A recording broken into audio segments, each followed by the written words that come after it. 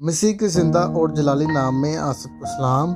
آج ہم ربیکہ کی بائبل سٹوری دیکھیں گے کہ جو دی وائف آف اسحاق کہ جو اسحاق کی جیو بیوی تھی۔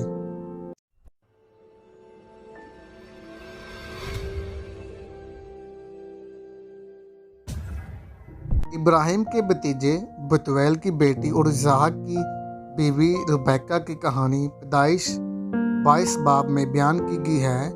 ابراہیم نے الیعزر کو اسحاق کی بیوی لانے کے لیے اپنے وطن بھیجا۔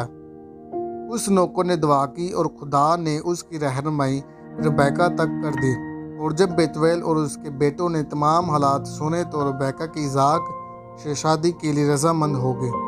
ربیکہ جب بیاہی گئی تو اس وقت تک سارہ مر چکی تھی، لہٰذا اسے اپنی ساس سے کچھ سیکھنے کا موقع نہ ملا اور وہ کبھی بھی سارہ کی بیٹی نہ بن سکی۔ ربیکہ نہایت خوبصورت اور مرد سے ناواقف تھی۔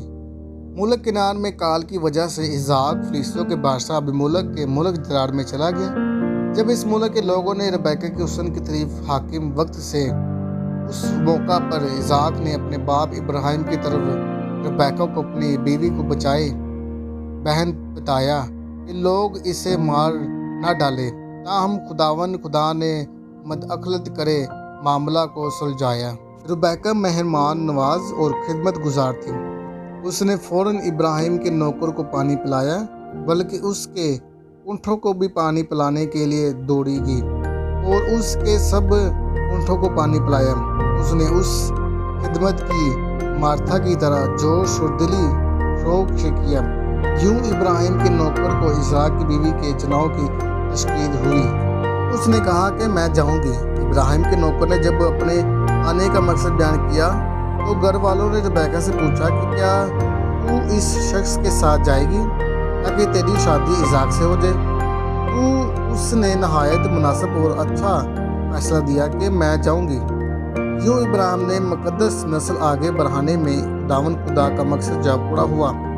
اسی شادی میں نکاح کے موقع پر دلہن کی مرضی دریافت کرنا ربیکہ کی رضامندی سے ماخوذ ہے، کیونکہ اس طرح دولہا اور دلہن میاں بیوی قرار پاتے ہیں۔ شادی کے 20 سال تک ربیکہ بانجھ پن کا شکار رہی، تاہم اس کے بعد بھی اسحاق کی دعا کے وسیلہ سے حاملہ ہوئی۔ اس کے پیٹ میں 2 لڑکے مزاحمت کرنے لگے۔ ربیکہ انتہائی مشکل میں تھی، شاید گزشتہ 20 سالوں میں اس نے کبھی دعا نہ کی ہو، لیکن ایسی حالت میں وہ شخصہ ہوئی اور دعا کی۔ ربیکہ بڑی مضبوط قوت ارادی کی مالک تھی۔ پہلے تو اس کا سارا پیار اپنے خاوند اسحاق کے لیے تھا، لیکن ماں بعد چھوٹا بیٹا تمام محبت کا مرکز بن گیا۔ اس فرق کے ساتھ زیادہ محبت کی خاندانی طور پر بہت خطرناک نتائج نکلے۔ ربیکہ کے بنائے ہوئے منصوبے پر عمل کرتے ہوئے یعقوب نے اپنے برے باپ اسحاق کو دھوکہ دیا تھا۔ کلام اللہ کے مطابق اس نے بڑی تنہائی سے کہا تھا کہ میرے بیٹے تیری لعنت مجھ پر آئے۔ یوں اپنے آپ پر خود شاخصہ لعنت محسوب کرنے سے کبھی بھی یعقوب کو واپس کنعان میں نہ چلا سکے، اور برسوں بعد جب دونوں بھائیوں کا ملاپ ہوا تو اس وقت تک وہ مر چکی تھی۔ اگر آپ کو ہماری یہ ویڈیو پسند ہے اسے لائک کریں، کمنٹ کریں اور اپنے رشتہ داروں چیزوں کو شیئر کریں۔ اگر آپ چینل پر نئے ہیں تو چینل کو سبسکرائب اور بیل آئیکن کو دبانا مت بھولیے۔ خداوند یسوع مسیح آپ سب کو برکت دے، آمین۔